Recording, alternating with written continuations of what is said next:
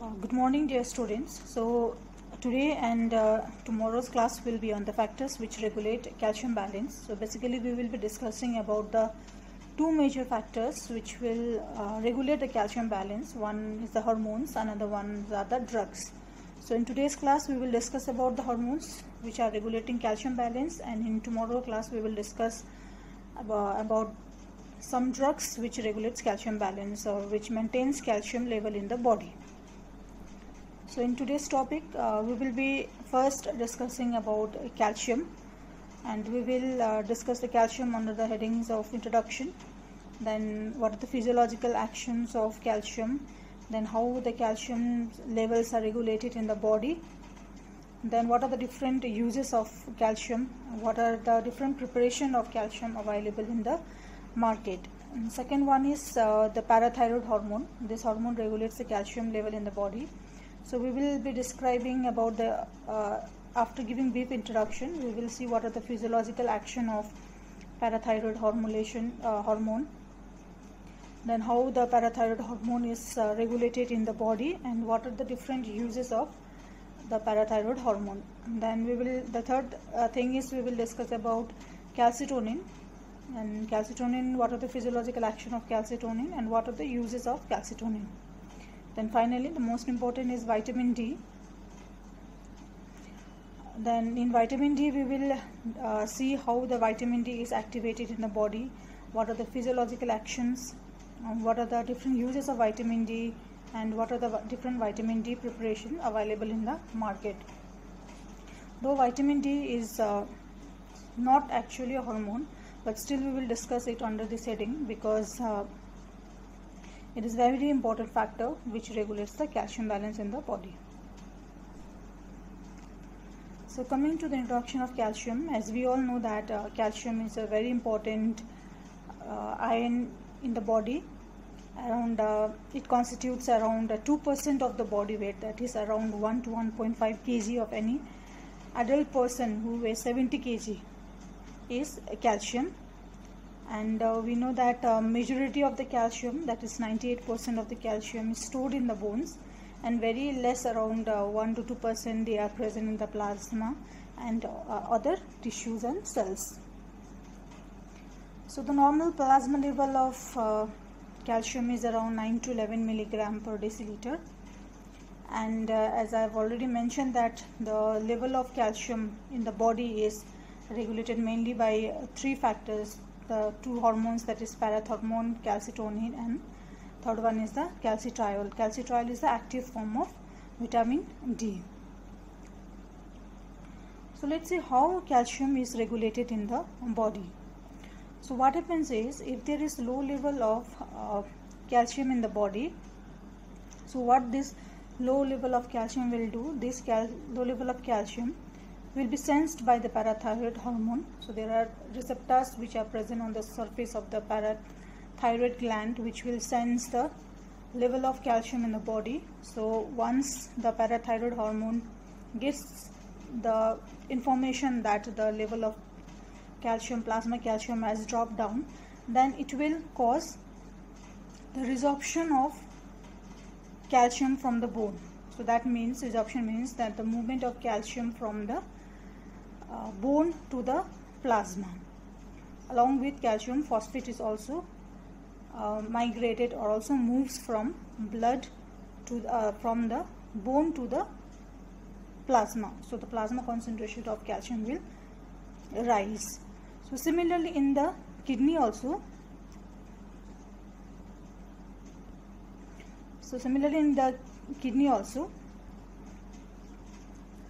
There is tubular reabsorption of calcium. So mainly the calcium is reabsorbed from the tubules and phosphate is excreted. So tubular reabsorption of calcium will occur. Also in kidney there is activation of vitamin D3 that we will read in after few slides, that alpha 1 hydroxylase present in the kidney will activate the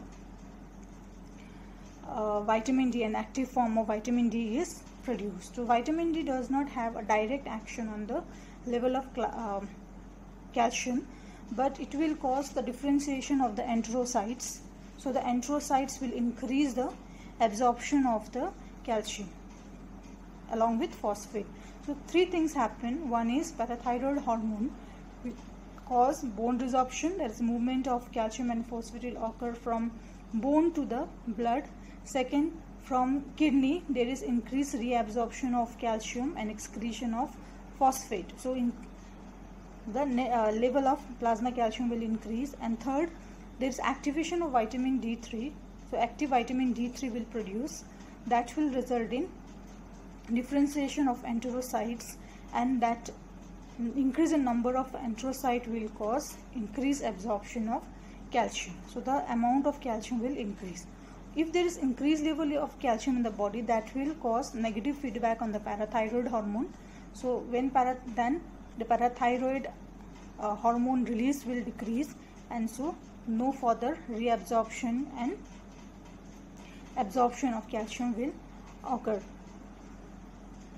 Similarly, vitamin D3 also has a negative feedback on the parathyroid hormone. So if there is hypercalcemia, so that will inhibit parathyroid hormone release, and if there is hypervitaminosis, that will also decrease the release of parathyroid hormone.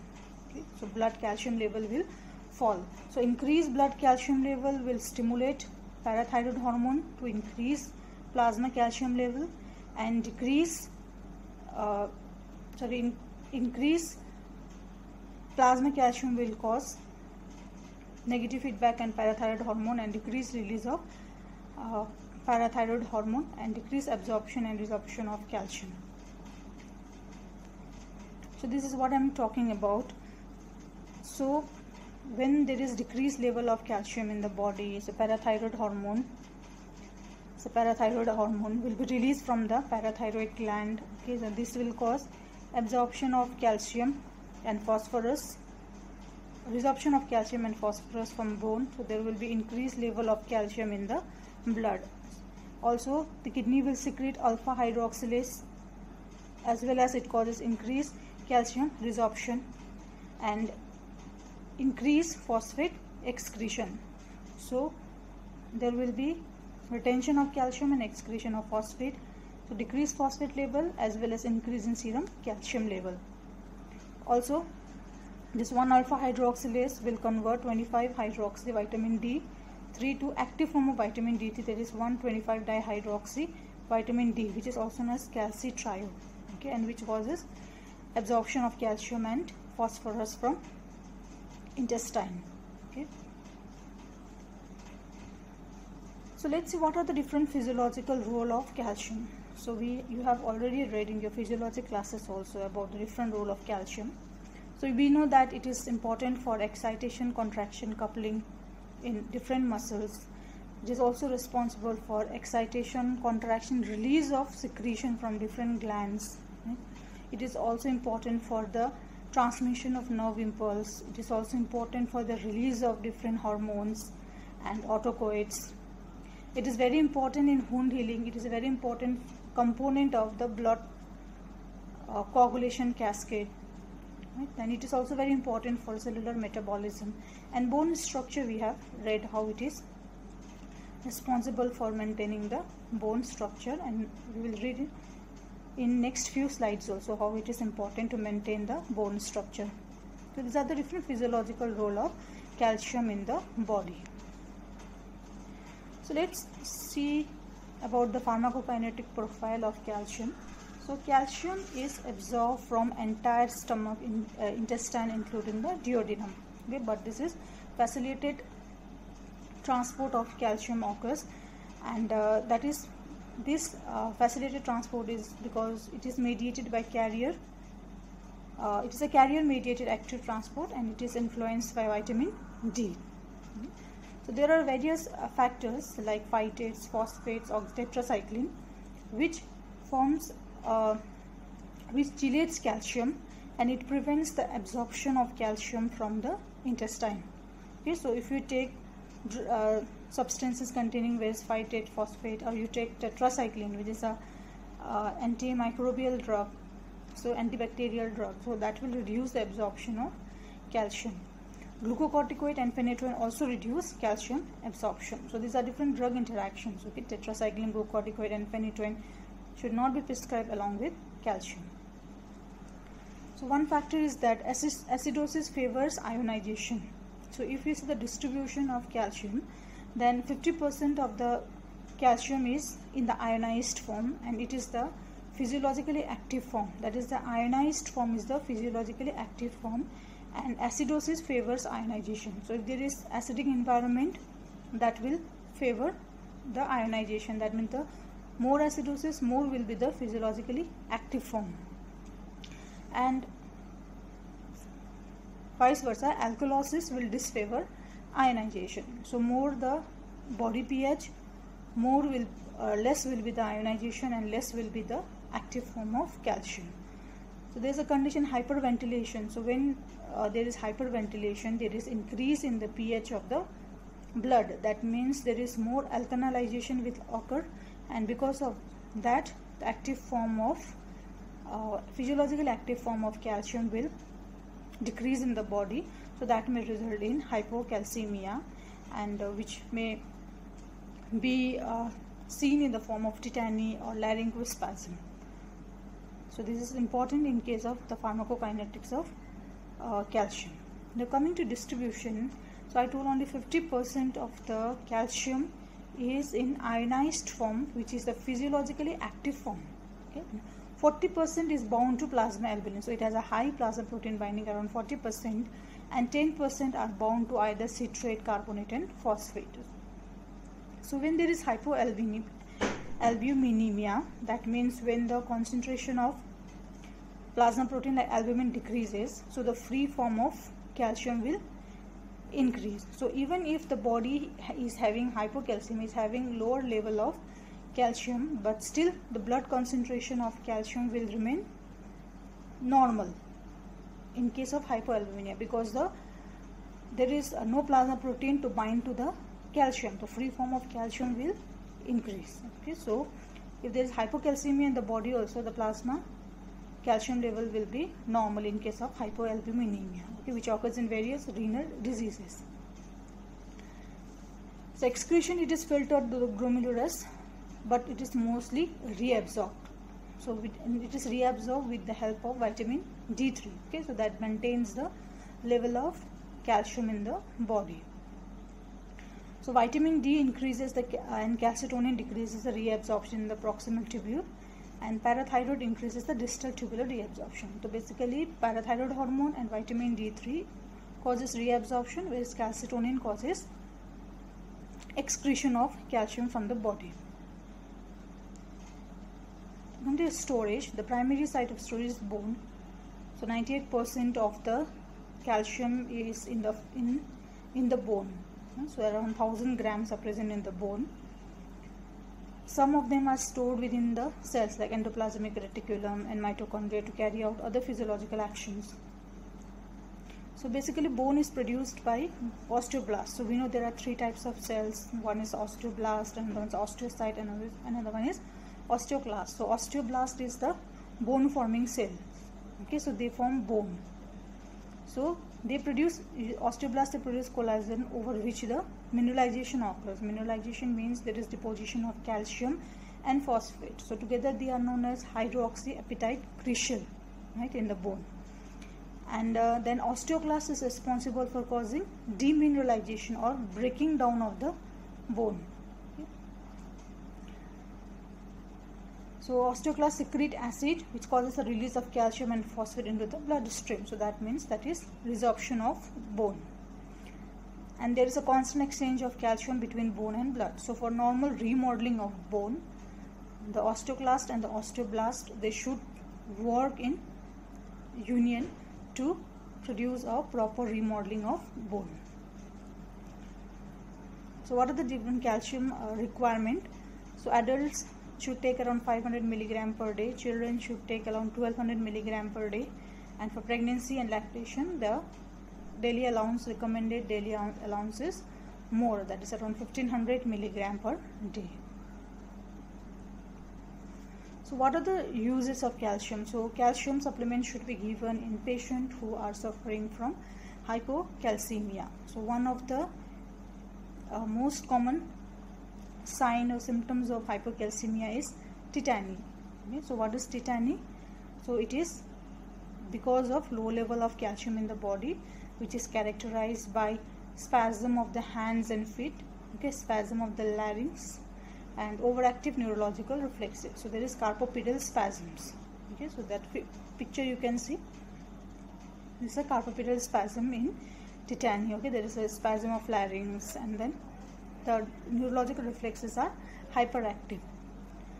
So treatment, so this is emergency condition, so it should be treated very promptly. So you can give calcium gluconate 10 to 20 ml, that is around 90 to 180 milligram of elemental calcium. So elemental calcium is the calcium which is absorbed from the intestine. So 10 to 20 ml of calcium gluconate contains 90 to 180 milligram of elemental calcium. So you have to give 10 to 20 ml of calcium by intravenous route slowly over 10 minutes. Okay, and that should be followed by 50 to 100 milliliter of calcium gluconate solution over 6 hours. So initially you have to give a high dose, okay, high dose slowly over 10 minutes, then you can continue with the low dose 50 to 100 ml over 6 hours.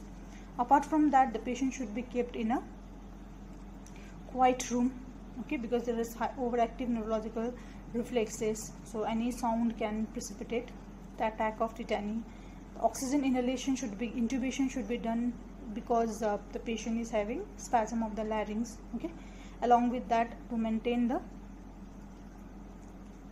rehydration of the patient, hydration of the patient, you should give IV fluids. Okay, and when the patient is better, then you can switch on to oral therapy, oral calcium gluconate.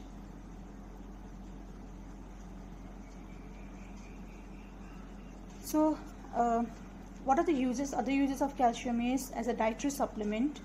Okay, so in dietary supplement we can give calcium. The RDA I have already mentioned what are the different RDAs. Then it is used in osteoporosis, okay, mainly in postmenopausal women or in senile men, okay, who are more prone to fractures and who have low bone density. So you have to give calcium, vitamin D3 as an adjuvant to other drugs, like we will read in tomorrow classes what are different drugs, like alendronate, okay, and selective estrogen receptor modulator like raloxifene. So you have to give in adjuvant. So it is seen that when vitamin D and calcium are given alone, they do not have much effect on the bone mineral density or the bone density, and do not decrease the risk of fractures. Okay, so studies are there. So if you just take vitamin D and calcium, they are not going to have any not going to have too much effect on the patient, osteoporotic patient. Okay, so they should be given along with bisphosphonates and other drugs. They are also used as antacids. So there are various antacid preparation, okay, to neutralize the acid.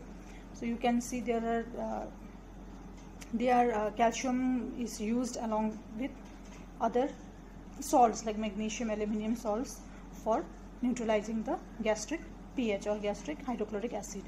Then they can also be used in lead colic, hypermagnesia and hyperkalemia, okay, and they can be used in cardiac arrest also. Okay, so these are the various uses of calcium.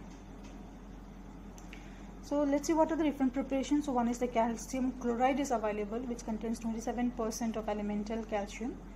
So it is freely water soluble but irritant. So you cannot give it orally because it is irritant to the gastric mucosa, and also you cannot give it IM or IV because extravasation can occur and it is highly irritant.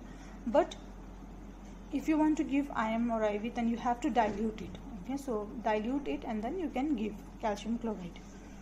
So coming to calcium gluconate, so it contains 0.5 to 1 gram, 9% calcium, elemental calcium, and you can give around 0.5 to 1 gram tablets or 10% injection. Okay, so it's a non-irritant and it is usually preferred. So calcium gluconate, we saw how it was used in tetany also. Okay, so I told you the patient condition becomes better, then you can switch on to tablets also. So 0.5 gram to 1 gram tablets are also available. Then calcium lactate is also there, okay, which is orally non-irritant and it can be used orally. Then calcium diphasic phosphate. So this diphasic phosphate it is insoluble, but when it comes in contact with the hydrochloric acid of the stomach, then it becomes soluble, but it is quite irritant and it is used as an antacid. Then calcium carbonate, it is insoluble and it is not irritant, okay, so it can be used as antacid.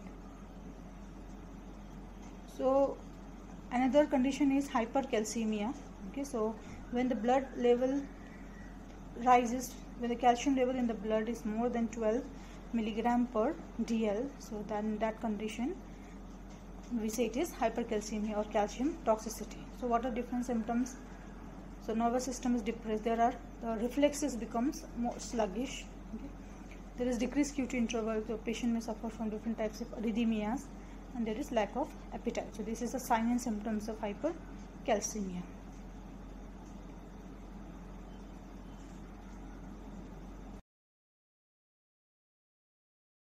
So let's now discuss about parathyroid hormone. So parathyroid hormone is a hormone which is released from parathyroid gland, which is located posteriorly to the thyroid gland. So it is basically a single chain 84 amino acid polypeptide with molecular weight 9500. The secretion of parathyroid hormone is regulated by plasma calcium concentration through a calcium sensing receptor. So whenever the concentration of calcium decreases in the body, then these calcium sensing receptors are activated, and once activated they cause the release of parathyroid hormone. So fall in plasma calcium induces parathyroid release. Also phosphate concentration also regulates the release of parathyroid hormone. The active form of vitamin D calcitriol inhibits expression of parathyroid gene in the parathyroid cell. So if the concentration of calcium increases in the body, there is hypercalcemia. So vitamin D will will inhibit the expression of parathyroid gene.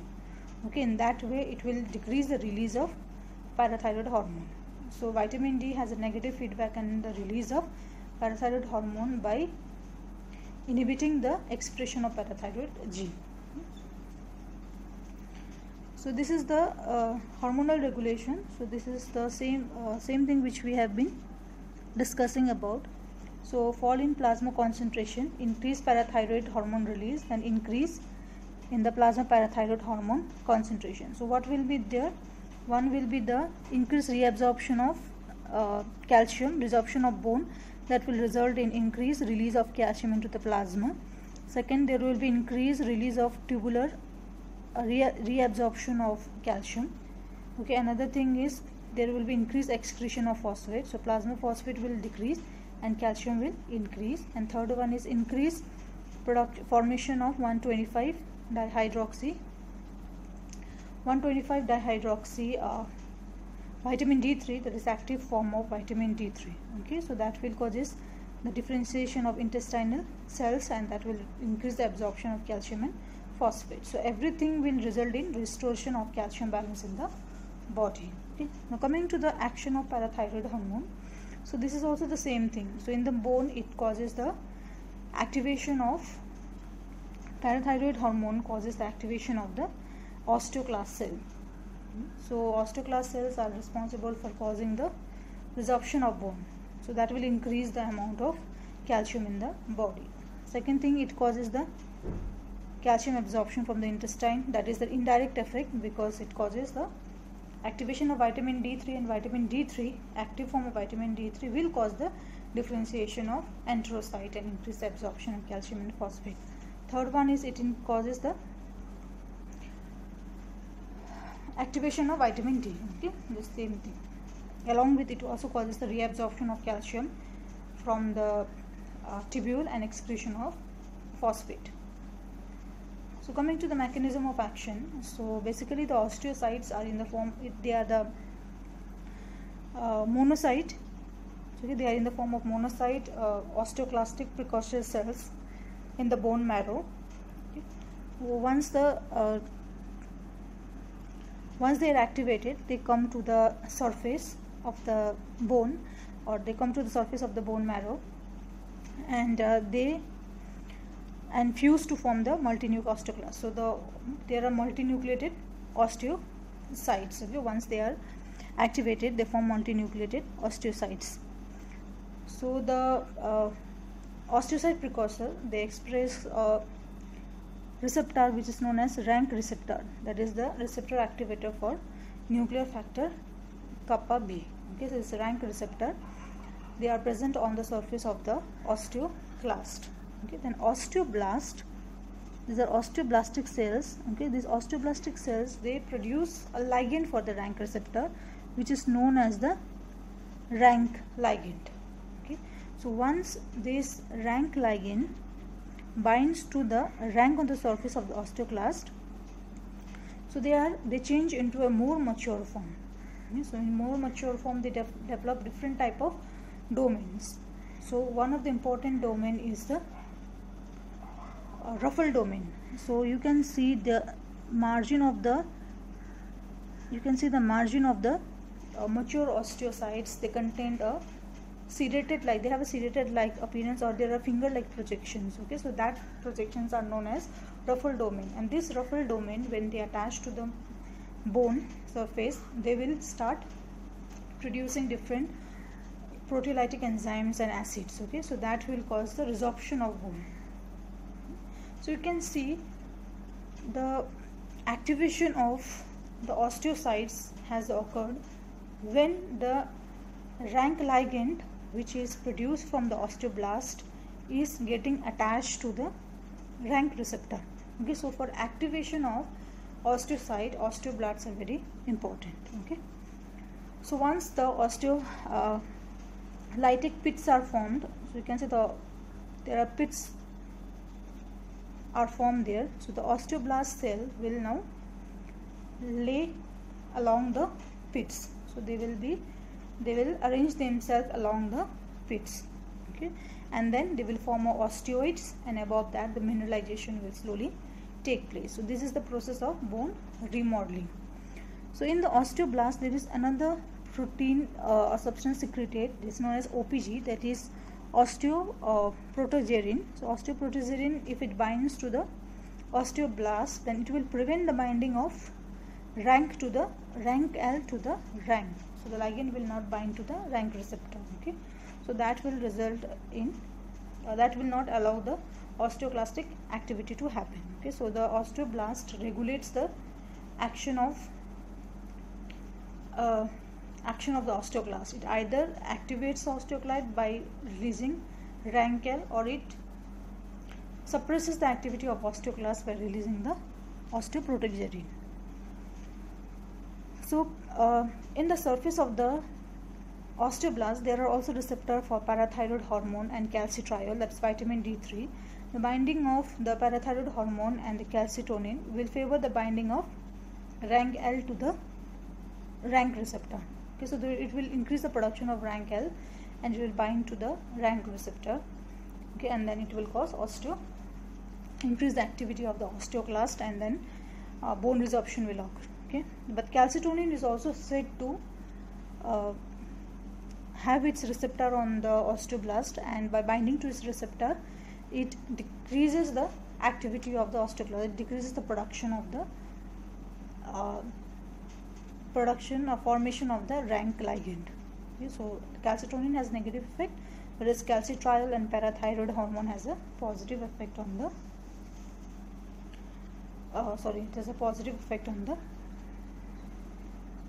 release of effect on the osteoclastic activity of the osteoclast. So basically, parathyroid hormone receptors, it is a G protein coupled receptor. Okay, so and it acts by either increasing or decreasing the level of cyclic AMP. Okay, so if there is any factor which increases the activity of which increases the level of cyclic AMP in the body, will increase the release of parathyroid hormone, and vice versa.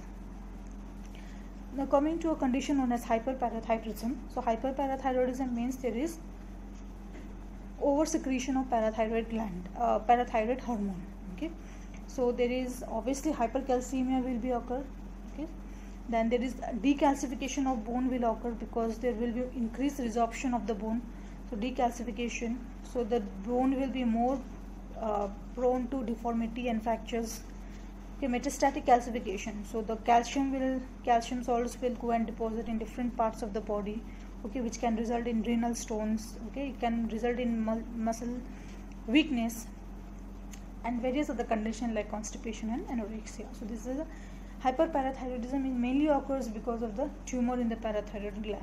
Okay, so treatment is surgical removal of the parathyroid tumor, and you should advise the patient to take low calcium diet and high phosphate diet with plenty of water, because phosphate will enhance the release of or increases the release of calcium. So there is a drug known as cinacalcet, okay, which activates the calcium sensing receptor, okay, and once activated it will block the parathyroid secretion, and it is indicated in secondary hyperparathyroidism due to renal disease or parathyroid tumor. Okay, so cinacalcet is a drug which decreases the release of parathyroid hormone. Now coming to hypoparathyroidism. Hypoparathyroidism is a condition when there is decreased release of parathyroid gland in parathyroid hormone in the body. So there is low level of calcium, and all the features of hypocalcemia will be seen like tetany, convulsion, laryngospasm, paresthesia, cataract and psychiatric changes, okay, because of calcium deficiency. So we cannot give parathyroid hormone in hypoparathyroidism because it has a very short half-life. So we can give vitamin D. So when vitamin D is given in such condition, it is seen that the recovery rate is fast, and also the vitamin D supplements are inexpensive and readily available in the market. So in hypoparathyroidism we do not go for parathyroid hormone, okay, we cannot give parathyroid hormone, we give oral vitamin D. Also we can give teriparatide. Teriparatide is a recombinant human parathyroid hormone, and it is mainly approved for the treatment of severe osteoporosis. It is given subcutaneously once daily, and it has been seen to increase the bone mineral density in osteoporotic women. So T-half is 1 hour, and it is given once daily only. Intermittent action is produced and bone forming action predominates. So parathyroid hormone not just have an osteoclastic activity. So when a high dose of parathyroid hormone or high level of parathyroid hormone is given to a patient, it has osteoclastic activity. But if low level and intermittent dose of parathyroid hormone is given, then osteoblastic activity of parathyroid hormone predominates. Okay, so that's why we are giving it subcutaneously only once daily. Okay, it is a low and intermittent dose. So because of this dose, the action produced will be osteoblastic action, bone forming action.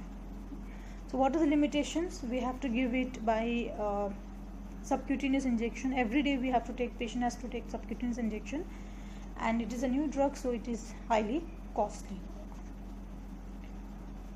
This is about parathyroid hormone.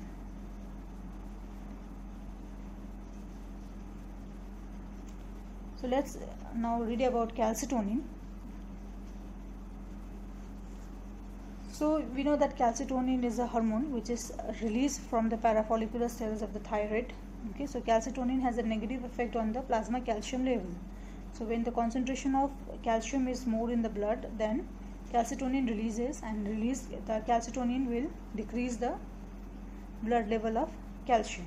Okay, so calcitonin has a negative effect on the blood calcium level. Vitamin D and parathyroid has a positive effect on the blood level of calcium. Please remember that. So it inhibits bone resorption by direct action. So by directly decreasing the absorption of calcium, okay, decreasing the renal tubular excretion of calcium, it decreases the plasma level of calcium.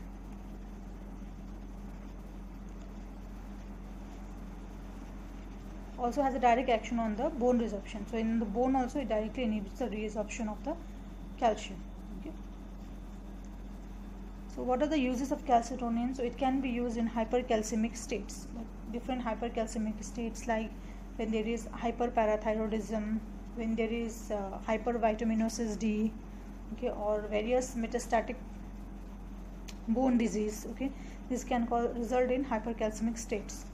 So you give 4 to 8 international unit per kg intramuscularly, 6 to 12 hourly, only for 2 days, because after that desensitization occurs and it is of no use. Okay, so it is not calcitonin are not widely used. Okay, so they are used only in some selective cases.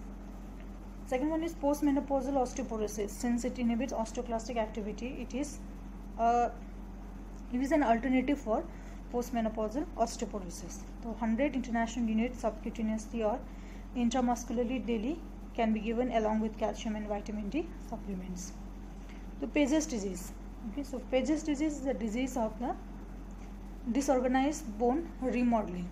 Okay, so there is excessive osteoclastic activity, there is increased rate of bone resorption, and there is bone formation also, but the formation of the bone is very disorganized, so that can result in fragile bones, okay, and which can fracture easily.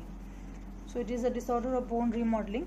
In that cases, we can give 100 units daily of calcitonin on alternate days, daily or on alternate days, and usually bisphosphonates are preferred, but calcitonin can be used as adjuvant or second line. Okay.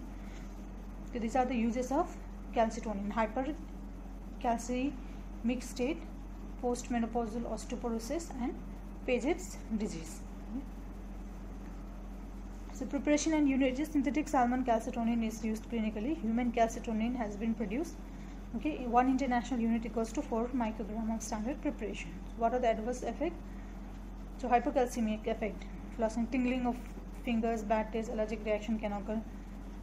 It may interfere with the action of digoxin, okay, because of lowering of plasma calcium level. Okay.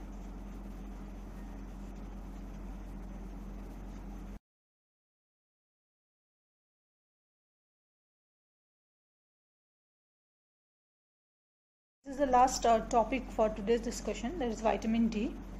So vitamin D is a collective name given to the anti-rachitic substance synthesized in the body or present in some foods, and which is activated by the UV radiation. So why we are treating vitamin D as a hormone is because vitamin D somewhat behaves like a hormone. Why? Because it is synthesized in the body, right? Like any other hormone, vitamin D is also synthesized in the body. It is transported by the blood, it gets activated, and it acts on the specific receptors like any other hormones, and then it is regulated by its feedback mechanism. So we can say that vitamin D acts as a hormone in the body. So there are 3 different forms of vitamin D. One is vitamin D3, that is cholecalciferol, which is the most important vitamin D, and which is synthesized in the skin by the ultraviolet rays. Second one is calciferol, okay, which is present in the irradiated food like yeast, bread, and fungi, okay, and milk. Then D1, it's a mixture of anti-rachitic substance found in the body, but it is not of use.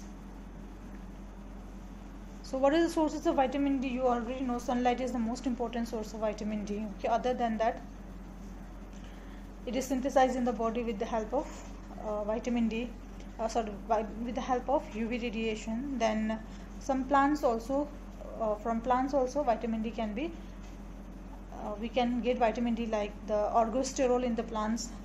Okay, once irradiated, this orgosterol, it's converted to the active form of vitamin D. Okay, so orgosterol is a source of vitamin from the plants. Fluid milk products are fortified with vitamin D. Okay, so fortification of foods are there which contains vitamin D. Oily fish and fish liver oil, egg yolk, butter, liver. Okay, so whatever you see, it's because we are getting vitamin D from the non-vegetarian source. Okay, so it is very difficult for the vegetarian people to get vitamin D. Okay, so they have to stand under the sun. So vitamin D is activated in the body. Okay, it is synthesized in the skin. So in the skin we have 7-dehydroxycholesterol. Okay, so once the UV radiation falls on this, then it is converted to cholecalciferol. Now this cholecalciferol is acted in the liver by 25-hydroxylase, and it forms 25-dihydroxycholecalciferol, also known as calcifidiol. Okay. And this calcifidiol is again acted upon by 1-alpha-hydroxylase in the kidney, and it forms the active form of vitamin D, that is 1-alpha-25-dihydroxy vitamin D3, that is calcitriol. So you can see 7-dehydrocholesterol is acted upon by UV radiation to form cholecalciferol, which in the liver is converted to calcifidiol, 1-25-hydroxycholecalciferol, which in the kidney is acted upon by 1-alpha-hydroxylase, and it forms 1-alpha-25-hydroxycholecalciferol, also known as calcitriol. Okay. Similarly, from the dietary sources also, the source of like 7-dehydrocholesterol, the dietary source, the precursor of vitamin D3 is orgocalciferol.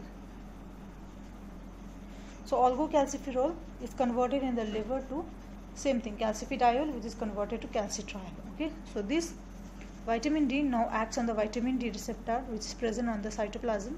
Okay, so it acts on the receptor. Okay, then receptor vitamin D complex will enter the nucleus. Okay, in the nucleus, the vitamin D receptor is complex with the retinoid X receptor. Okay, so the receptor and the agonist complex will bind to the vitamin D response element. Okay, then it will after binding to the vitamin D response element, it will cause the transcription of messenger RNA and then cause gene expression. Okay, so various genomic and non-genomic effects are produced. Genomic effects like target cell gene expression, different proteins are synthesized and different functions are taken up by the vitamin D. The non-genomic effects are intracellular signal transduction. Okay, so various functions are taken up by vitamin D. So vitamin D regulation. So how it is regulated? So parathyroid hormone. Okay, we already told you that parathyroid hormone increases the release of vitamin D. So what parathyroid hormone does is it acts on the kidney and increases the 1-hydroxylase activity. So 1-hydroxylase causes increased production of active form of vitamin D, that is calcitriol, which increases calcium reabsorption from the intestine, absorption from intestine, calcium release from the bone, and decreases the loss of calcium from kidney by causing tubular resorption of kidney. Okay. So when the level of calcium will increase in the blood because of all this process, parathyroid secretion decreases by negative feedback. Okay, high calcium will act on the vitamin D will act on the parathyroid gland, high calcium will act on the parathyroid gland and produce negative feedback. So 1-alpha-hydroxylase activity will decrease. Okay, and the calcium level will be maintained in the body. So low phosphate concentration also increases the 1-hydroxylase activity. Okay, and because vitamin D increases the phosphate reabsorption in the urine. Okay, so when vitamin D acts on the kidney, it will increase the resorption of both phosphate as well as calcium. As parathyroid hormone increases tubular reabsorption of calcium, but increases the excretion of phosphate from the body. But vitamin D causes the reabsorption of both phosphate and calcium. Okay. So what are the different actions of active form of vitamin D? Increases absorption of calcium and phosphate from intestine by increasing the synthesis of calcium channels and carriers, the calcium binding protein, which is known as calbindin.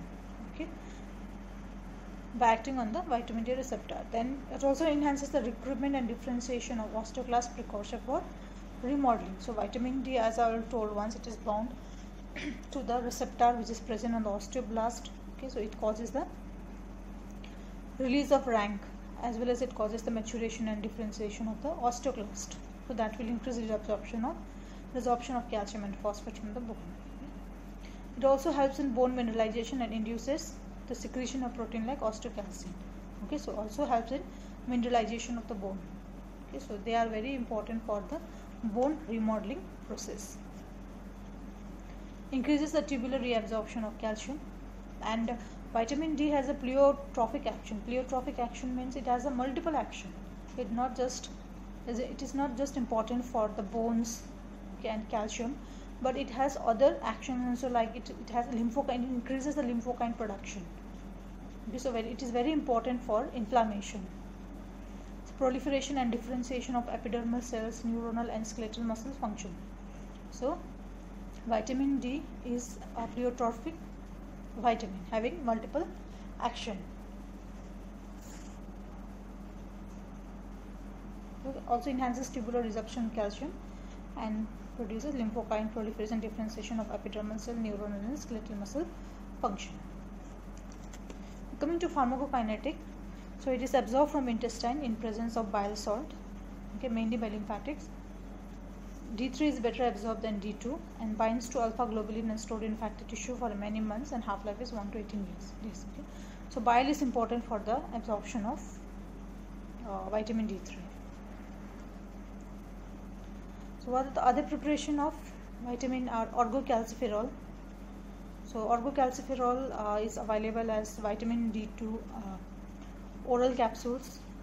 This is the active form, and orgocalciferol is the commercial is the form which is available in the commercial preparation.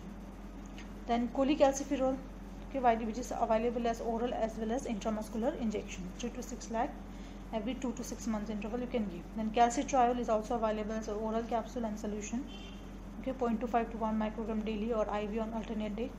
Alpha calcidiol and dihydrotestosterone. So these are prodrugs and orally effective and rapidly biotransformed in the calcitriol in the liver. They are effective in the renal, bone disease and hypoparathyroidism. So alpha calcidiol and dihydrotestosterone, they require only one step of activation, like for example cholecalciferol converted to in the liver 25 hydroxylase hydroxy cholecalciferol, and then again it was converted in the kidney. Okay, but this alpha calcidiol and dihydrotestosterone is directly converted to calcitriol in the liver by 25 hydroxylase. Okay, so they do not require one alpha hydroxylase, or they do not require the kidney for their transformation.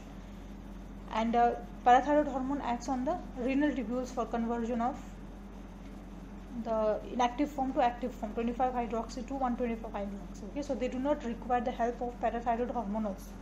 Okay, so that is the advantage of alpha calcidiol and dihydrotestosterone, that is only one step conversion, cholecalciferol to directly active form, these are alpha calcidiol to directly calcitriol, okay, in the liver. So they will bypass the process of kidney, bypass the process of parathyroid hormone. So they are effective in renal, bone disease and hypoparathyroidism. The calcipotriol is a newer, this is a non-calcium, it does not have any effect on the calcium metabolism, and it is used topically in psoriasis. Okay, so this is the calcipotriol, vitamin D analog, used topically in psoriasis. Okay, because vitamin D has a skin regenerating property also, anti-inflammatory property also. So these are the other areas where vitamin D3 is being used nowadays. So what are the units? 1 microgram of cholecalciferol is equal to 40 international unit of vitamin D. So we know that vitamin D deficiency causes rickets in small children and osteoporosis in adults, right? So you can see the picture. This is the bone of a normal person and this is the bone of a osteoporotic person. So you can see there is more hollowness in the osteoporotic, okay, because increased osteoclastic activity is there, bone density is lost. Okay, so there is a demineralization of bone density loss, there are more hollowness, and this is a picture showing the rickets. Okay, rickets in children, that is due to because of deficiency of vitamin D. Okay, so you have read in your biochemistry classes also what are the features of vitamin D deficiency. Okay, so these are all the features: craniotabes, frontal bossing, boss-like skull, delayed closure of anterior fontanelle, rachitic rosary, pigeon chest, okay, scoliosis, kyphosis, lordosis, port belly, okay, then bowing of legs. Okay, so these are the features of rickets. So vitamin D can be given by two process method. One is general method, where you can give 2000 to 4000 international unit of vitamin D for 2 to 4 weeks.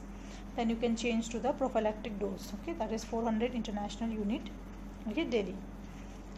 Or a single large dose you can give, that is 3 lakh to 6 lakh international unit intramuscularly, okay.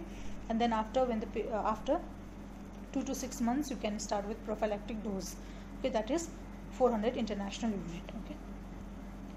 So other uses are senile or postmenopausal osteoporosis. So as I said, calcium is just adjuvant to the other treatment. So vitamin D and calcium should be taken in if you are taking it in postmenopausal osteoporosis, then you should take along with other drugs like bisphosphonates or selective estrogen receptor modulators, okay, like raloxifene, okay. So when you take them in conjugation with these drugs, then the benefit will be more, okay. Then hypoparathyroidism, here dihydrotestosterone or alpha calcidiol are more beneficial, okay, because I told you in the alpha calcidiol does not require the need of parathyroid hormone for its activation, okay. These are directly activated. So if there is patient is suffering from hypothyroidism and patient has deficiency of vitamin has low level of calcium in the body, then you can give alpha calcidiol. Fanconi syndrome. So Fanconi syndrome, there are loss of many minerals, okay. So one of the minerals lost is phosphate. So we can also give vitamin D, because vitamin D, I said earlier also that it increases the reabsorption of phosphate from the renal tubule, okay. Then psoriasis, okay, non-hypercalcemic analog of vitamin D, calcipotriol is used. So these are the various recommended dose of vitamin D in infants and children. For prevention purpose, 400 international unit per day, okay. 1 to 12 years, if the child is suffering from vitamin D deficiency, then 1000 to 5000 international unit per day for 3 months, okay. Women pregnancy and lactation, the requirement is more, 1500 to 2000 international unit per day from second trimester onwards. And in adults, maintenance dose 2000 international unit per day or 60,000 international unit per month, okay, once a month. In adults who are having vitamin D deficiency, then 60,000 international unit per week for 8 weeks is given. So nowadays for corona also they are saying the vitamin D has a protective effect on the it has a prophylactic effect on the corona infection also, okay. So many people are taking 60,000 international unit, okay, once a week, okay. So this is one of the drug which was proposed to be preventing coronavirus during this epidemic, so during this pandemic. So we know that vitamin D is a fat soluble vitamin, okay. So there is hypervitaminosis also, okay. So it is characterized by nausea, vomiting, excessive thirst, polyuria, anorexia, severe itching, joint and muscle pain, disorientation, coma, calcification of soft tissue, okay, like lungs, heart and blood vessels. So these are features of hypervitaminosis D. Coming to drug interaction, cholestyramine and liquid paraffin should not be given with vitamin D. So actually cholestyramine and liquid paraffin hampers the absorption of all the fat soluble vitamins, okay. This should not be given with any vitamins. And phenytoin and phenobarbital, they decrease the sensitivity of the peripheral organs to vitamin D, okay. So previously it was thought that these are hepatic enzyme inducers, so they will induce the metabolism of vitamin D and decreases the level, but now it is proved that it has nothing to do with metabolism.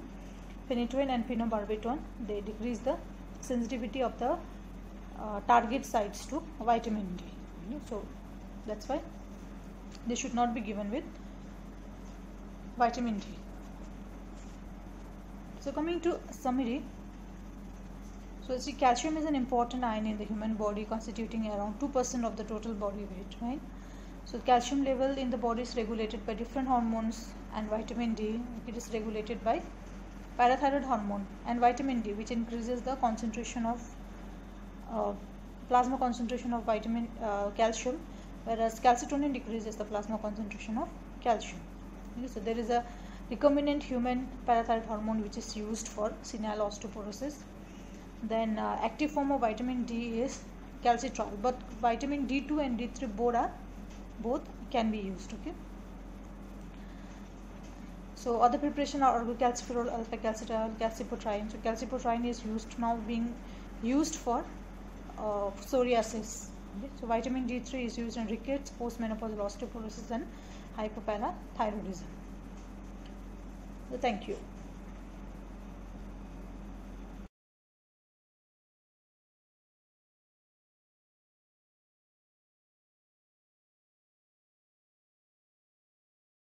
So good morning, dear students. Today we are going to discuss the drug part, the drug which affects the calcium balance in the body. So the most important ones are the bisphosphonate. Okay, so the bisphosphonate, as the name suggests, bis means to die.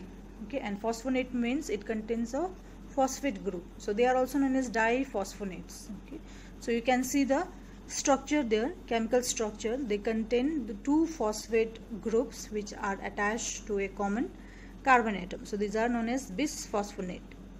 So they are very similar to the pyrophosphate molecule which are present in the bone. Okay, so how you can see the structure. So these are bisphosphonate which contains the phosphate, carbon phosphate, and these are pyrophosphate which contains the phosphate, oxygen phosphate. Okay, so when central oxygen is replaced by carbon, it exerts more stability to the bone. So according to the generation, bisphosphonates are classified as first generation bisphosphonates, okay, which include etidronate, telludronate. Then second generation, pamidronate, alendronate, evandronate, and the third generation, which contains rhizidronate and zoledronate. This is zoledronate. The spelling is wrong. That is Zole, Z-O-L-E-D-R-O-N-E-T, zoledronate.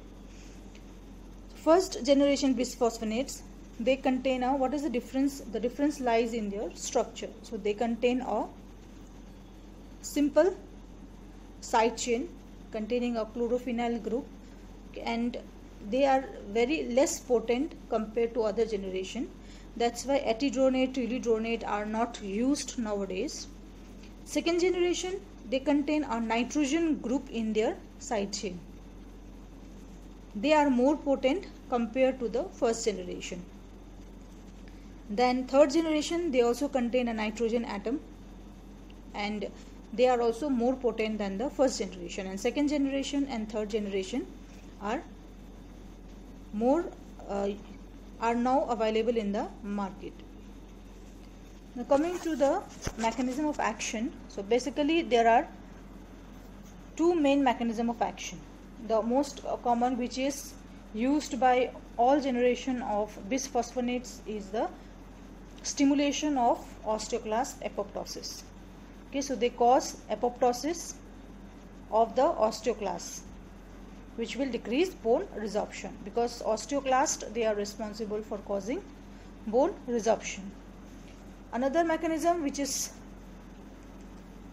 followed by second and third generation bisphosphonates are inhibition of the cholesterol synthesis or mevalonate synthesis, which also decreases the bone resorption by decreasing the osteoclast number. In addition, second and third generation also increase the release of interleukin 6, which suppress the differentiation of osteoclast precursor cells. Okay, so they decrease the osteoclast number. Okay. So these are the two main mechanisms are causing apoptosis, inhibiting the mevalonate synthesis, and third additional mechanism is release of interleukin 6 and decreasing the differentiation of the osteoclast. Now let's see the picture B. So we know there is an osteolytic pit which is produced by the resorptive pit which is produced by the osteoclast. Okay, so when osteoclasts are matured, they cause the formation of resorptive pit on the bone. Right? So yesterday also I told you, so that resorptive pit starts forming when osteoclast to develop the domain which is known as the ruffle domain. So this ruffle domain will start producing various osteolytic various proteolytic enzymes and acid, and starts forming resorptive pit. Okay, so in the resorptive pit, because of the production of acid by the osteoclast, there is a zone which is known as the acid zone. Okay, in that acid zone, the minerals of the bone, hydroxyapatite crystals of the bone, these are solubilized. Okay, so because of this acid, slowly there is release of calcium from the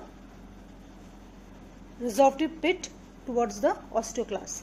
Okay, so calcium will be released from this osteolytic pit. So what bisphosphonate does is, bisphosphonate, they have a very high affinity for the calcium phosphate, which is a component of the bone mineral. Okay, so they have a very high affinity for the calcium. So they also gets deposited into the osteolytic pit.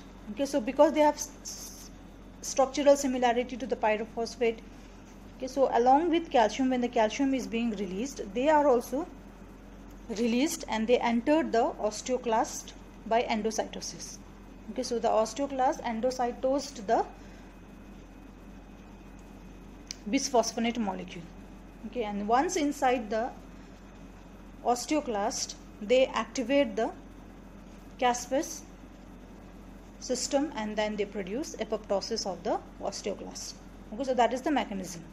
So first one is the formation, when there is formation of osteolytic pit, bisphosphonate being structural similarity to the bone mineral and having high affinity for the calcium phosphate, it will accumulate in the resorptive pit, and when calcium is released from the resorptive pit, along with calcium, bisphosphonate are also released, which enters inside the osteoclast and then it stimulates apoptosis. So that is the one mechanism.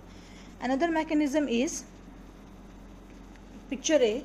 It will inhibit enzyme which is known as farcinyl pyrophosphate synthesis, FPPS, that is farcinyl pyrophosphate synthase. Okay, by inhibiting this enzyme, farcinyl pyrophosphate is not formed. Okay, and actually this farcinyl pyrophosphate is important for the prenylation of the proteins which are important component of the osteoclast. Because prenylation means addition of a hydrophobic molecule in the protein. Okay, so that is very important for certain post-translational modification and all, for activation of certain enzymes. Okay, so like that in osteoclast also there is this prenylation is important. This addition of hydrophobic molecule in the protein of osteoclast is important for its activation. So if this FPPS, that is the farcinyl pyrophosphate, is inhibited, so then there is no prenylation of the protein. Okay, so activation of osteoclast will not be there. So that will also cause decreased activity of the osteoclast. Okay. Also certain metabolites are produced during this process, that metabolite which will cause apoptosis of the osteoclast and death of the osteoclast. So this is the another mechanism, inhibition of farcinyl pyrophosphate. Okay, because of inhibition of this farcinyl pyrophosphate, prenylation of certain proteins which are important for the functioning of the osteoclast is lost. Okay, and because of this, the activity of osteoclast will not be there. That means resorption of bone will not be there. Also some metabolites are produced, byproducts are produced, which causes apoptosis of the osteoclast.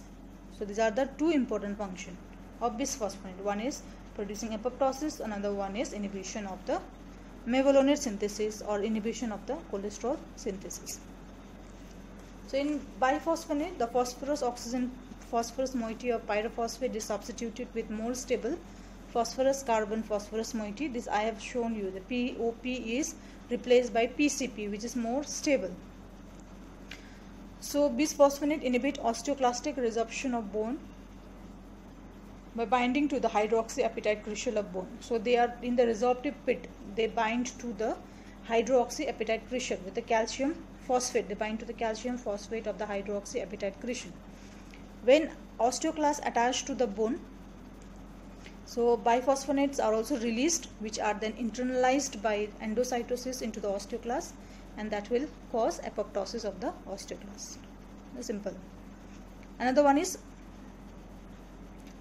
inhibit mevalonate synthesis or inhibit cholesterol synthesis. Okay, so nitrogen containing by bisphosphonate, that's our second generation and third generation bisphosphonate. They also affect the prenylation of certain GTP binding protein. Okay, so prenylation of GTP binding protein is important, which is involved in cytoskeletal organization, membrane ruffling, and vesicle formation in the vesicle movement of osteoclast. Okay, so they, by inhibiting the farcinyl diphosphate, okay, or for farcinyl pyrophosphate synthase, which is a key enzyme of the mevalonate pathway. Okay, so there is no prenylation of the protein. So one of the most important protein which is not prenylated is the GTP binding protein. Okay, and what are the functions? There are various functions like cytoskeletal organization, well, structural stability, to provide structural stability is not there. Then membrane ruffling, so the ruffle borders which are formed for the resorption of the bone, they are not formed.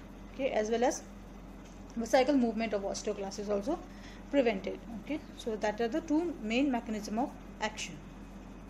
Now coming to pharmacokinetics of bisphosphonates, they are highly polar. Okay, so they less poorly absorbed through the GIT. Okay, but still they are given second and third generation. They are given orally. Part of absorbed drug is incorporated in the bone and remains for long period, years to months. Okay, the T-half of some bisphosphonates are around 10 years. Okay, so the usually after more than 5 years, the bisphosphonates are usually not given. So there is no use of giving bisphosphonate after 5 years because the T-half is around 10 years. So the free drug is excreted unchanged in urine. So what are the therapeutic uses of bisphosphonate? For prevention and treatment of postmenopausal osteoporosis. Now bisphosphonate, they have become the first line of drug for postmenopausal osteoporosis.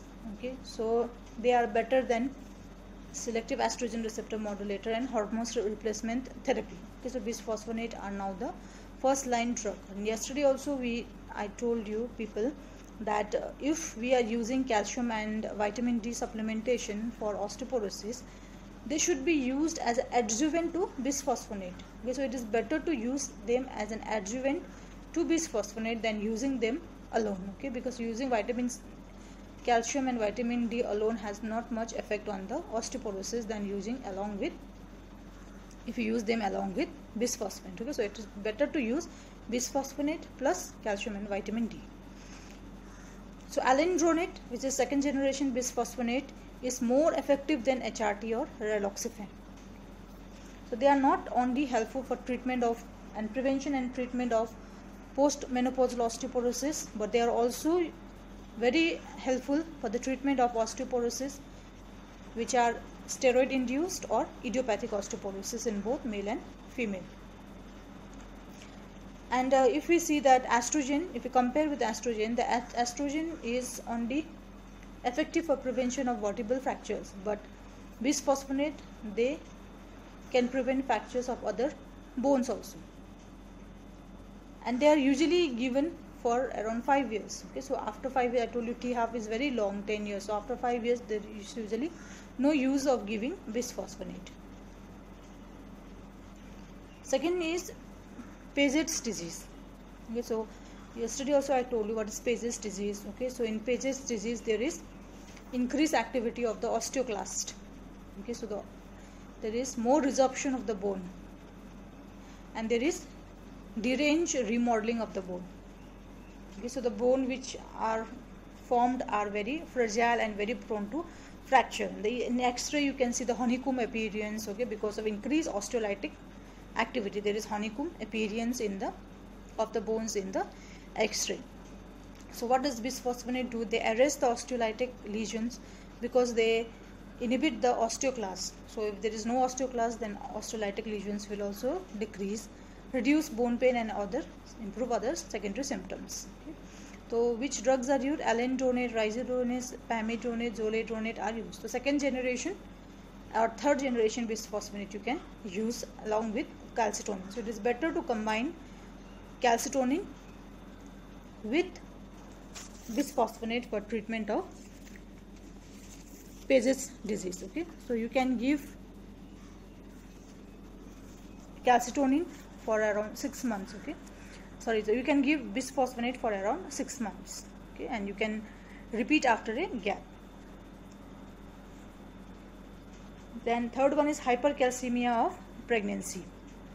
So in hypercalcemia of pregnancy is a medical emergency. Okay, so you have to treat it urgently. So mainly the patient may present with severe dehydration and altered consciousness. Okay, so you have to give the patient, you have to correct rehydration. Okay, after that you can give furosemide to increase calcium release, calcium excretion, and for bisphosphonate you can use. Okay, though the onset of action is later on 24 to 48 hours, but still bisphosphonates are very helpful in this condition. Okay, so pamidronate 60 to 90 milligram IV 2 to 4 hours, or zoledronate 4 milligram IV 15 minutes. Every 15 minutes can be given. Okay, then you can also add calcitonin. Okay, 6 to 12 RD for 2 days. Okay, so that is the use of bisphosphonate, that is the hypercalcemia of malignancy. Then osteolytic bone metastasis, you can also give in osteolytic bone metastasis, like pamidronate, zoledronate are used in. And some drugs like zoledronate, it also have a anti-tumor property. Okay, so that is also beneficial in case of osteolytic bone metastasis. Okay, so the uses of bisphosphonates are osteoporosis, Paget's disease of the bone, hypercalcemia of malignancy, and osteolytic bone metastasis. And usually second or third generation along with calcitonin are effective in hypercalcemia of malignancy and in case of Paget's disease. Now coming to the adverse effects. What are the adverse effects? Nausea, vomiting, diarrhea. So these are very troublesome. Esophagitis, peptic ulcer. Because there is a high risk of developing peptic ulcer in patients who are receiving bisphosphonate. Others are fever, myalgia, hypocalcemia can occur. Okay, then headache, skin rash, and renal failure. So what are the practice point? How do you advise the patient to take bisphosphonate? So one is, tablet must be swallowed whole with a full glass of water on an empty stomach at least 30 to 60 minutes before food, while standing or sitting upright. Second thing is, patient must not lie down for 30 minutes after administration of alendronic acid and risedronate, or 1 hour after ebendronic acid, and they must not be taken at bedtime before rising. So they increases the risk of reflux esophagitis. They cause reflux esophagitis. That's why when you have taken alendronate, risedronate, you should not lay down on the bed immediately. Okay, and should not be taken while you are going to sleep or when you are about to wake up. Okay, so that should be taken care. And patient should be advised to stop the bisphosphonate tablet and seek medical attention if they develop signs of esophageal irritation. Okay, so this thing should be considered when you are prescribing bisphosphonates to the patients.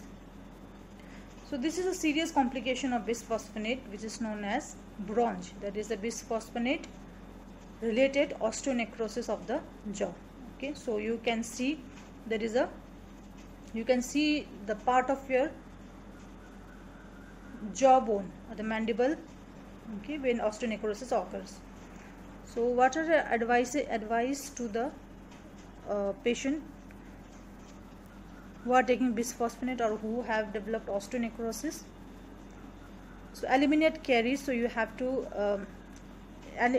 eliminate caries, extractions, or restoration. If you are having taking bisphosphonate and you develop a dental caries, then you should not go for extraction of the tooth. Establish healthy periodontium. That means you go for scaling and extraction of the tooth animal, so that should also be avoided. Then you can, if you have no caries or you are not going for an extraction, or you are not going for any scaling and all, then you can go for then you can take the bisphosphonate therapy. And during that therapy also you need to continuously monitor the patient oral health. Okay, then you have to do the clinical examination of the patient. Then you can do a radiological examination of the patient if the patient complains of pain in and around the orofacial region. Then maintain oral health, avoid extraction and avoid dentures. Okay, so osteonecrosis of the jaw, which is known as bisphosphonate related osteonecrosis of the jaw, is a serious complication in patients who are receiving bisphosphonate, and for them extraction of tooth should be prohibited. The patient should maintain the oral hygiene. The patient should continuously go for clinical and radiological examination of the oral region. Okay, so these are the precautionary measures. Now let's see individual drug. So first generation drugs are not used now. In second generation, pamidronate is used for Paget's disease and hypercalcemia. Then alendronate is a widely used drug. It is the most commonly prescribed drug. It's available in oral form as 5, 10, 35, 75 milligram tablets. Okay, and it is used for prevention of osteoporosis. Then the same advice. So you have to take it in with a glass of water in empty stomach. Okay, should not lie down 30 minutes. Okay, then because there is a risk of causing reflux esophagitis. Okay, tea, coffee, mineral water, juice, and chips, which increases the risk of peptic ulcer and esophagitis, should not be taken when you are taking bisphosphonate therapy. Then adverse drug reactions are gastric erosions, retrosternal pain and flatulence. Another drug is trizidronate. It is similar to alendronate, but it is more potent. It is used in osteoporosis and Paget's disease. Then zoledronate. Zoledronate is parentally effective and it is more potent. In addition to other mechanism of action, it has an additional mechanism of action, that is, it has an anti-tumor effect also. Okay, so it is very useful for bony metastasis of prostate and breast cancers. Side effects are flu-like symptoms due to cytokine release.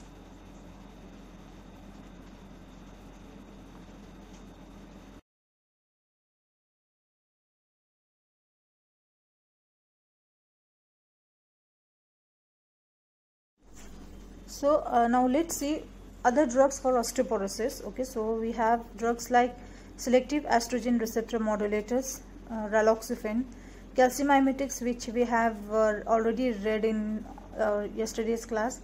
Then strontium rallinate, cevilamide hydrochloride, thiazide diuretic, and fluorides. Okay, apart from that, estrogen you must have read in your previous classes also, that it also prevents osteoporosis. Now coming to osteoporosis. What is osteoporosis? You know, it is a systemic skeletal disease.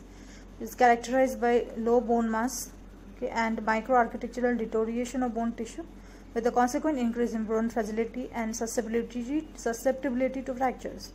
Okay, so there is loss of bone mass, the bone mineral density decreases in osteoporosis, and the person is more susceptible to fracture. Okay, so you can see how the normal bone looks like and how the osteoporotic bone looks like. Now coming to the first drug, that is selective estrogen receptor modulator, raloxifene. Okay, so raloxifene is a selective estrogen receptor modulator. So it has some agonistic action on some of the estrogen receptor and some antagonist action on some of the estrogen receptor. So it is agonistic to estrogen at the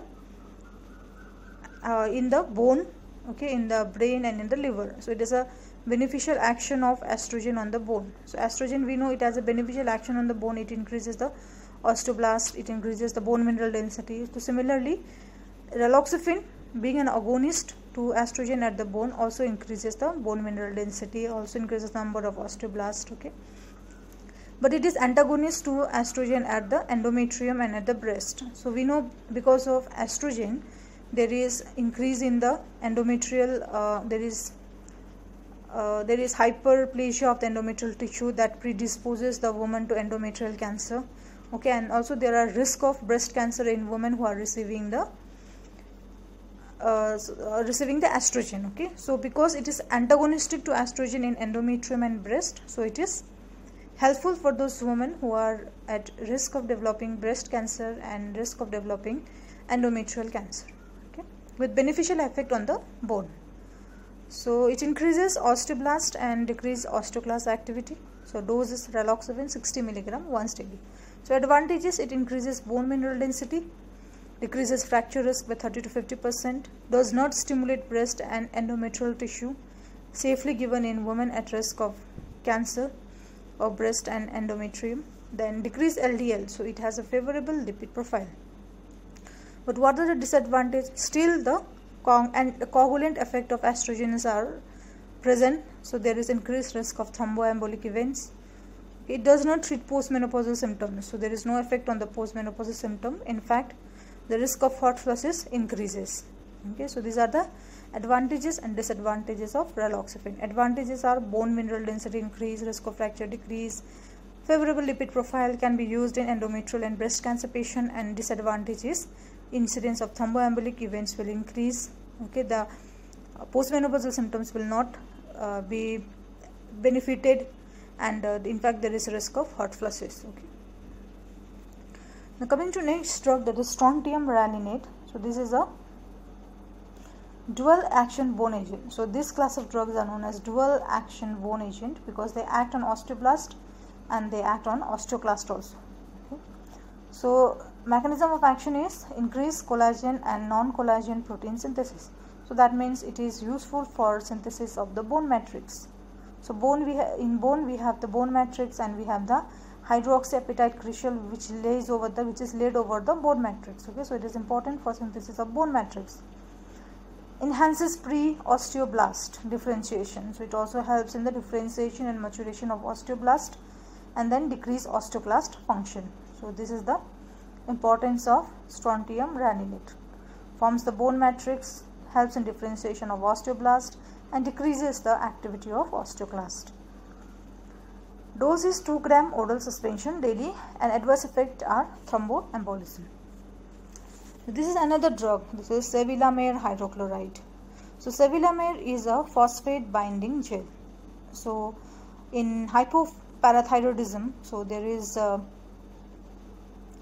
because parathyroid secretion is less, a parathyroid hormone is not there, so phosphate will be retained in the body and calcium will be excreted. Okay, so there is a chances of developing hyperphosphatemia in case of hypoparathyroidism. Okay, so we need to remove this phosphate from the body, so we use a phosphate binding gel. So that means this cevilamere hydrochloride will bind to the phosphate and it will remove the excessive phosphate from the body. Okay, so adverse effects are constipation, epigastric distress. So thiazide diuretics, thiazide diuretics, they reduce the renal calcium excretion. Okay, so they are very helpful to reduce hypercalciuria and reduce incidence of calcium oxalate stones. Okay, so also when they are exchanging the sodium, when sodium is being excreted due to thiazide, so in exchange of sodium, calcium is reabsorbed. Okay, so it increases the blood calcium level, and secondly it also increases the effectiveness of parathyroid hormone. Okay, so once parathyroid hormone is released, it will again cause reabsorption of calcium. Okay, so thiazide helps in decreasing the excretion of calcium from the body. In the fluoride, the use of fluoride is very controversial because they are very toxic. They produce dose dependent toxicity. Okay, and fluoride, which these are used for prophylaxis of dental caries. Okay, so what happens is fluorides, they from a fluoroapatite crystal and they get deposited into the bone matrix in place of hydroxyapatite. Okay, but they are not as strong as the hydroxyapatite crystal. Okay, so they lose the biomechanical strength. Okay, and later on the bone become more fragile and there is more chances of bone fractures. So newer drugs are there. Denosumab, which is a human monoclonal antibody against the rank ligand. Okay, so we know that rank ligand, it attaches to the rank, then it causes the activation of osteoclast or differentiation of osteoclast. Okay, so if monoclonal antibodies against rank ligand is formed, then the rank ligand will not be able to attach to the rank receptor, and then it will not be able to produce the resorptive activity. The osteoclast will not be able to produce resorptive activity. Okay, so now they are being used for osteoporosis in both male and female, metastatic cancer of prostate and breast. Okay. Adverse effects like flu-like symptoms, dermatitis, and susceptibility to infection can occur. Okay, because rank ligands are also present in immune cells, so it will also inhibit the rank ligand in the immune cells. Okay, so there will be no immunity and we become more susceptible to infections. So other drugs for hypercalcemia are gallium nitrate. Okay, the function of gallium nitrate is to depress the ATP dependent protein pump at the ruffle border of osteoclast. So since the proton pump are inhibited, though the acid secretion will not be there. Okay, so acid secretion will not be there, so resorption will not occur, indicated in malignancy induced hypercalcemia. And adverse effects are, it is very nephrotoxic. The last one are glucocorticoids. So glucocorticoid has multiple action. It increases calcium excretion and decrease the calcium absorption. So they are mainly used for hypercalcemia due to leukemia, lymphomas, and sarcoidosis. Okay, mainly prednisolone high dose is effective. Other glucocorticoid can also be used. Now let's summarize. Bisphosphonates are now the first line drug of osteoporosis. Okay, so they reduce the risk of fracture, they increase the bone mineral density. So they are the first line drug now. Bisphosphonate cause apoptosis of the osteoclast. Okay, this we know. Then second and third generation bisphosphonate also inhibit mevalonate synthesis. So the main mechanism of action of bisphosphonate is main mechanism is apoptosis of osteoclast. Okay, plus another mechanism is mevalonate synthesis inhibition. They are used in osteoporosis, pediatric hypercalcemia of malignancy. Okay, so most serious side effect of bisphosphonate are bisphosphonate related osteonecrosis of the jaw. Okay, then you ask the patient to avoid dental extraction, ask the patient to maintain oral hygiene, and the patient has to go on regular clinical and radiological examination to avoid bronch. Other drugs for osteoporosis include raloxifene, strontium rallinate, thiazide, fluoride, sevelamer hydrochloride. Okay, then the newer drug is there, denosumab. Okay, which is the human recombinant monoclonal antibody against rank ligand. Okay, so it will prevent the activation or differentiation of the osteoclast. Okay, by inhibiting the binding of rank ligand to rank. So if you have any query, you can message me in my WhatsApp number, okay, related to any topic which I have taught you. Thank you.